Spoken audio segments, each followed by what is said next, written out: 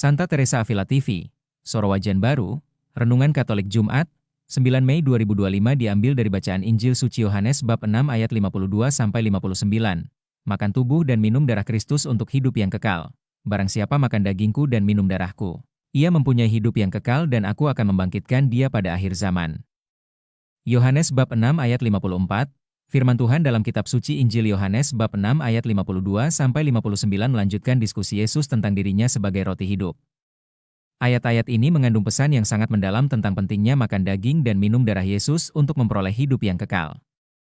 Orang-orang Yahudi bertanya-tanya di antara mereka, bagaimana ia ini dapat memberikan dagingnya kepada kita untuk dimakan?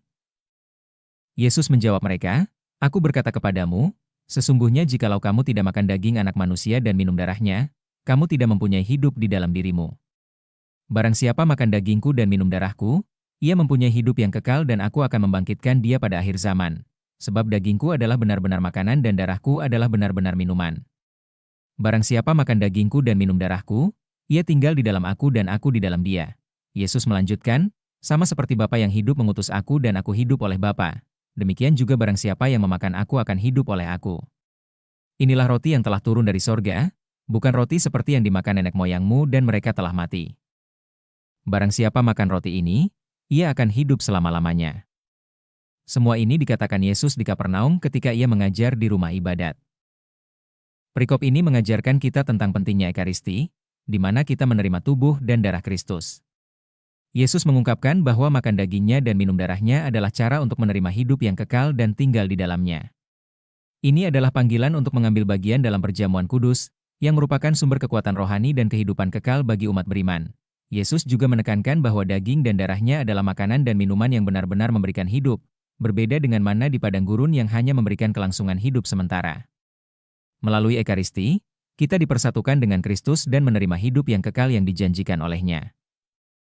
Sebagai umat Katolik, kita diajak untuk merenungkan makna Ekaristi dalam hidup kita dan bagaimana kita dapat hidup sesuai dengan panggilan untuk makan daging dan minum darah Kristus. Poin-poin refleksi sehari-hari. 1. Menerima Ekaristi dengan iman. Renungkan sejauh mana kita menerima Ekaristi dengan iman yang tulus. Apakah kita menghargai dan menghayati sakramen Ekaristi sebagai sumber kehidupan kekal? 2. Makan daging dan minum darah Kristus. Evaluasi sejauh mana kita memahami makna makan daging dan minum darah Kristus. Apakah kita merasa dipersatukan dengan Kristus melalui Ekaristi? 3. Hidup dalam kasih Kristus. Bagaimana kita bisa hidup dalam kasih Kristus setelah menerima Ekaristi? Apakah kita mencerminkan kasih dan kebenaran Kristus dalam tindakan sehari-hari kita?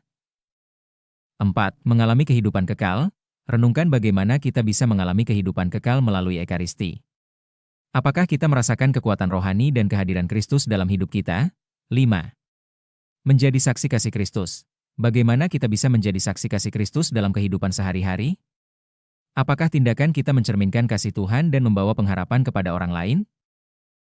Dengan merenungkan dan mengamalkan pesan dari Injil hari ini, kita diajak untuk memperkuat komitmen kita dalam menerima Ekaristi dengan iman yang tulus dan hidup sesuai dengan panggilan Kristus. Marilah kita selalu mengandalkan kasih dan bimbingan Kristus dalam setiap langkah hidup kita, sehingga kita dapat menjadi saksi kasih Tuhan di dunia. Jangan lupa untuk share, klik subscribe, serta klik tanda lonceng dan like YouTube Rifai Alwan untuk inspirasi harian lainnya.